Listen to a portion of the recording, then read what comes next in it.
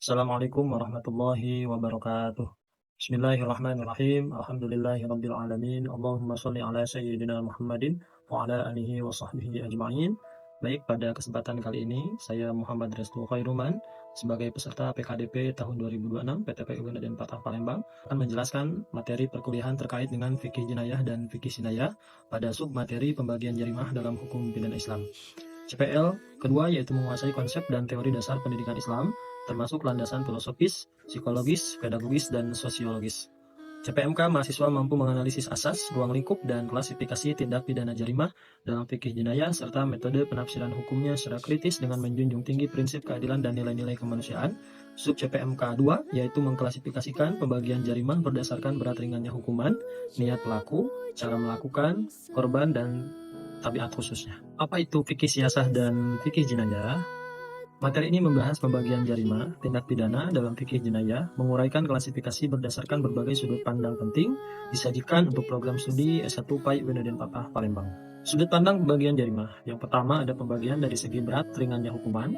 Yang kedua, pembagian dari segi niat pelaku. Yang ketiga, pembagian dari segi cara melakukan. Yang keempat, pembagian dari segi korban. Dan yang kelima, pembagian dari segi tabiat khusus. Jarimah hudud yang merupakan hukum tetap, di mana hukuman telah ditentukan syariat secara pasti oleh Allah dan Rasul-Nya, menyangkut hak Allah, kepentingan umum, dan tidak dapat dikurangi atau ditambah. Contohnya seperti zina, qadzaf, pencurian, perampokan, minum khamar, murtad, dan pemberontakan. Jadi hudud adalah sebuah hukuman yang dikenakan diantaranya untuk pelaku zina. Hudud untuk orang yang berzina dibagi menjadi dua bagian. Yang pertama ada zina muhsan dan yang kedua ada zina ghair muhsan. Di mana zina muhsan ini adalah zina yang dilakukan oleh orang yang pernah menikah, dan hududnya adalah atau hukumannya adalah dirajam sampai meninggal dunia. Yang kedua, zina ghair muhsan yaitu zina yang dilakukan oleh orang yang belum pernah menikah dan hududnya adalah 100 kali cambukan dan diasingkan. Kemudian ada hudud pencurian. Hudud pencurian itu dengan beberapa syarat dan di antaranya mencapai nisab, dan bagi orang yang melakukan pencurian tersebut maka hududnya adalah dipotong tangan sebelah kanan. Jika terjadi kembali pencurian yang kedua maka dipotong kaki sebelah kiri. Kemudian jika melakukan pencurian yang ketiga maka dipotong tangan sebelah kiri, dan jika melakukan lagi pencurian yang keempat maka dipotong kaki sebelah kanan. Itu diantaranya hudud. Kemudian ada jarimah qisas dan diyat, yaitu pembalasan dan ganti rugi, di mana qisas itu berarti hukuman yang dikenakan kepada pelaku sebagaimana yang dia lakukan kepada korban. Jadi hukuman yang setimpal. Maka jika orang membunuh maka dia dibunuh kembali. Jika orang melakukan satu hal, maka satu hal itu kembali kepada dia. Itu adalah jarimah qisas. Qisas berarti pembalasan yang setimpal untuk tindak pidana terhadap jiwa dan anggota tubuh. Contohnya seperti pembunuhan sengaja, penganiayaan berat.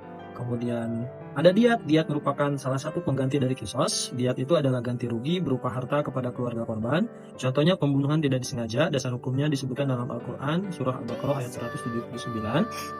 Maka qisas ini, misalnya ada orang yang sengaja membunuh, ada niat untuk membunuh dengan alat yang dapat membunuh, kemudian dia melakukan itu, maka ketika terbukti dia membunuh, maka dalam syariat Islam, qisas harus ditegakkan. Maka si pelaku dibunuh kembali, kepalanya dipenggal oleh al-ghuzul yang diperintahkan oleh hakim.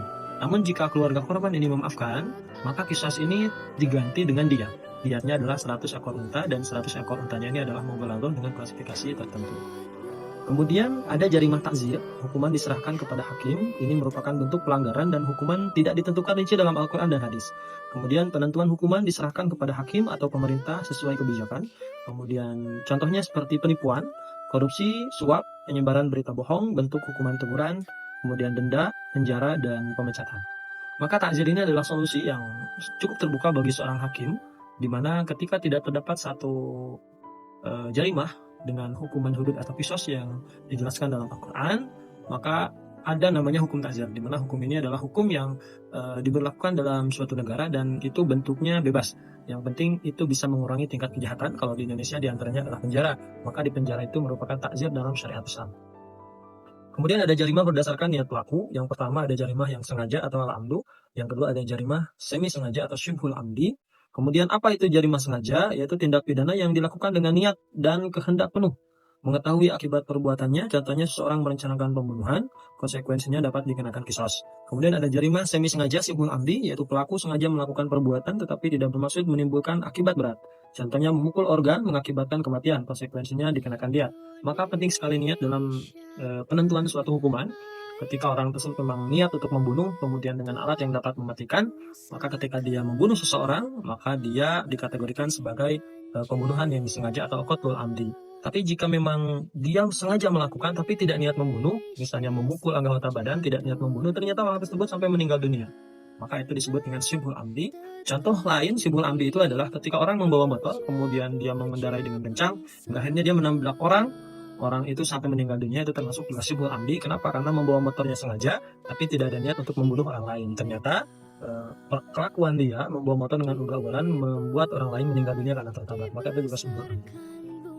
Kemudian ada jarimah yang tidak disengaja, disebut dengan qatlul khata', yaitu ketika tindak pidana yang terjadi tanpa niat atau kesengajaan dari pelaku, dia tidak ada niat untuk membunuh dan juga perlakuannya tidak disengaja. Contohnya seperti seorang pemburu menembak hewan tetapi mengenai orang. Dia lagi menembak, dikiranya kepala burung, ternyata kepala orang, hingga meninggal dunia. Tidak ada niat membunuh orang lain, kemudian perlakuannya juga dia tidak sengaja mengenai kepala orang. Tadinya dia kira itu adalah burung, ternyata bukan burung, ternyata kepala orang.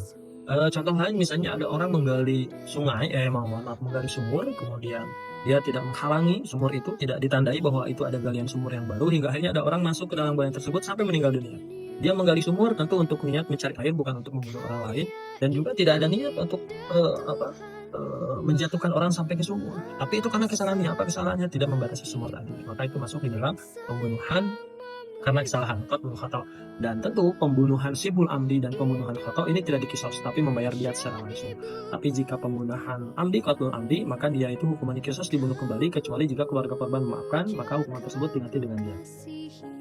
Kemudian ada jarimah positif, yaitu perbuatan pidana yang dilakukan dengan tindakan aktif oleh pelaku, contoh mencuri, membunuh, merampok, pelaku secara fisik melakukan tindakan nyata. Ada jarimah pasif atau jarimah berdasarkan cara melakukannya, jarimah negatif. Jarimah negatif ini adalah perbuatan pidana yang terjadi karena meninggalkan kewajiban atau tidak melakukan sesuatu yang seharusnya. Contoh, tidak memberi nafkah, tidak menolong. Pelanggaran terjadi karena kelalaian, bukan karena suatu perbuatan yang disengaja. Kemudian ada pembagian jarimah dari segi korban, yaitu jarimah terhadap individu, merugikan seseorang secara langsung, pembunuhan, penganiayaan, pencemaran nama baik korban atau keluarganya memiliki hak menuntut. Kemudian ada jarimah terhadap masyarakat atau negara, dampaknya luas bagi ketertiban umum seperti korupsi, pemberontakan, peredaran narkoba, teror, mengganggu kestabilan sosial dan keamanan. Kemudian pembagian jarimah dari segi tabiat khusus, ada jarimah biasa, yaitu dilakukan oleh individu biasa tanpa kondisi atau motif khusus, pencurian biasa, penganiayaan. Kemudian ada jarimah politik, yaitu dilakukan dengan motif politik atau terhadap kekuasaan negara, diantaranya pemberontakan terhadap pemerintah dan makar. Kemudian ada jarimah militer, yaitu berkaitan dengan pelanggaran aturan militer seperti membelot saat perang, meninggalkan tugas, dan lain sebagainya. Kesimpulan, prinsip keadilan dalam fikih jenayah. Pembagian jarimah bertujuan memudahkan penentuan jenis tindak pidana, membantu mengidentifikasi tingkat kesalahan dan pihak yang dirugikan, menentukan jenis hukuman yang tepat agar prinsip keadilan diterapkan, menerapkan hukum pidana Islam secara proporsional dan bijaksana. Baik, Bapak Ibu sekalian, mahasiswa sekalian, itulah yang dapat Bapak sampaikan. Terima kasih atas segala perhatiannya. Assalamualaikum warahmatullahi wabarakatuh.